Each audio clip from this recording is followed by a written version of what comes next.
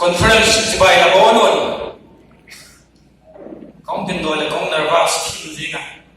hoi fatte tale freshers me hoi tak te silai marks dum tak te kam molo nervous kin dan ke tu ge ka pan pasangin tu ka tu ge ni kong sik tu ka WhatsApp group silai silong group WhatsApp group mungkin post ngalim ahe taklai ka tamgen lo ding ka he ya kun kibicela yezikit zikha silong silai WhatsApp group ka le le chalo katu ge ding kha detail so ala ki post ngai ki kongen masak yelang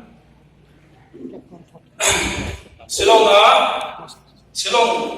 silai silong bloka how to kasati silai how to president ahe executive member hiwa advisor sule koi tu masate ex president talen zilai ni bate banin tu ni hun mantam tak musia conference upting ahum special guest u NDC IDS prepare u lam nema bai the u gelo kan bai the kazana sangpen tak masa ahi zilai headquarter president in charge kalat na hi Khathum ating pana jisungahin munchum chomin program in alapang sigmaleng zilai vaya tuni kaum panhe kapan pasak denna ahi zilai adinga zilai vaya zikachun zilai silong dokte chungen jipak again he kema mi malak pangma elo tinglo maleng zilai headquarters president kahina lagai dan ta hong sulangin tu ni hun num tak mai hu tinga li sil naw ke ngai poi moen ke mai le ong ding kha sowen member atten le information secretary pa silong product ma hong theu ka ki pa tak zet ai tu ni lem thei le tam pi bang le headquarter member nam pi bang le hung ke wa in la tu la he koi na tama mai se lowen the CS pa general secretary pa he that 5 le zing ahe that 4 le ke ding ahe azit sule zilai executive member ai na la ya that 4 5 su amawa nga apui ma ma zingo jika chun tampiang mut neng le kong the puwa kong ki khen ngai ni zikin le het thimule kong don ki ahe Zilai Silong Block Conference kamat last na pekha akum kai sabe kum som leni alating manta tuhi kamat kong pangkit panai til tam dia lagi thengta kamat to laya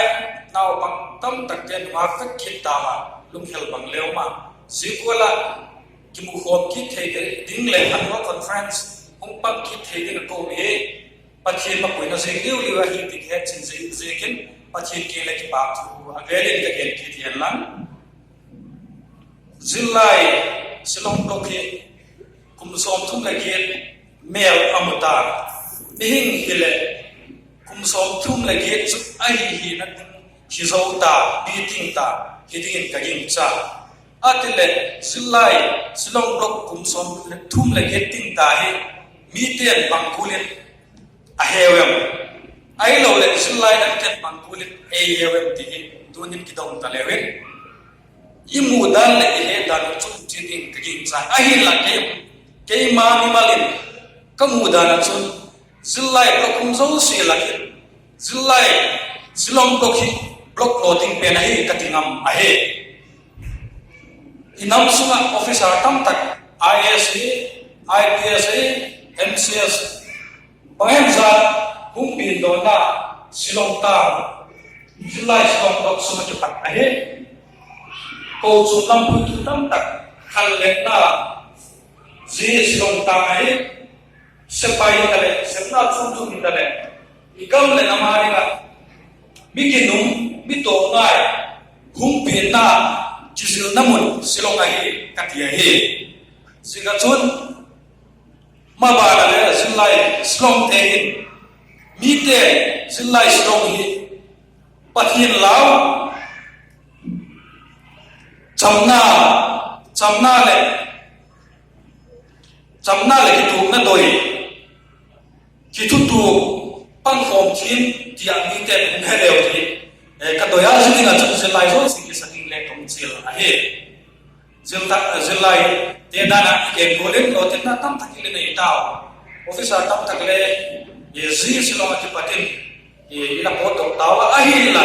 zi ilo ti na teu ha sem na hoi pi million pi hi na ha cha po na mam solowe igam le nam ma so na le zil lai te khan to na na zi ilo ti na ka mang si tin ikichiru a he tu ni zil lai som block conference ni lem chang na ka tin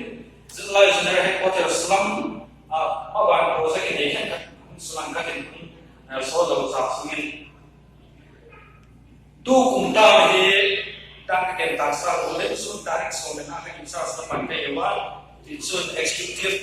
member in kelai member tu so le na kiuma member so le na la ke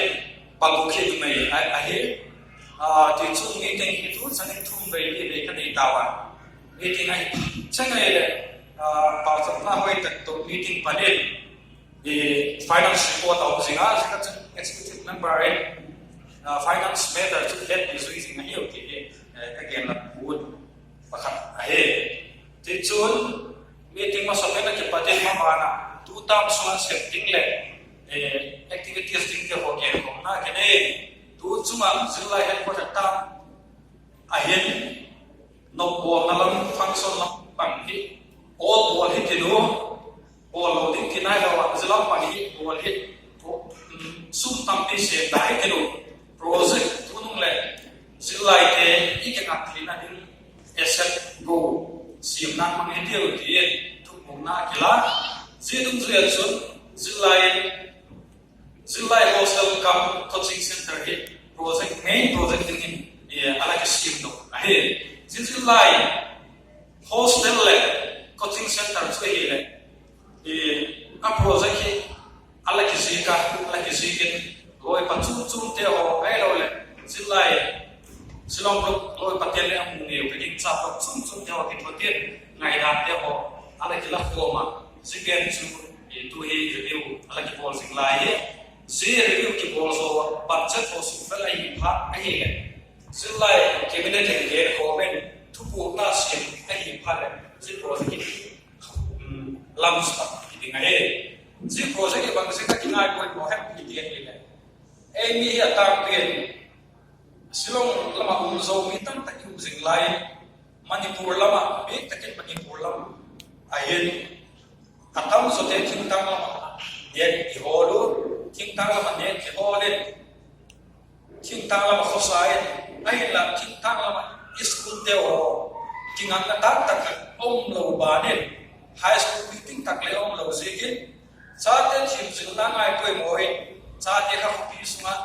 in holu sagin I koi u si cha te kha pi sunga in luwa I koi a koi phat ta koi le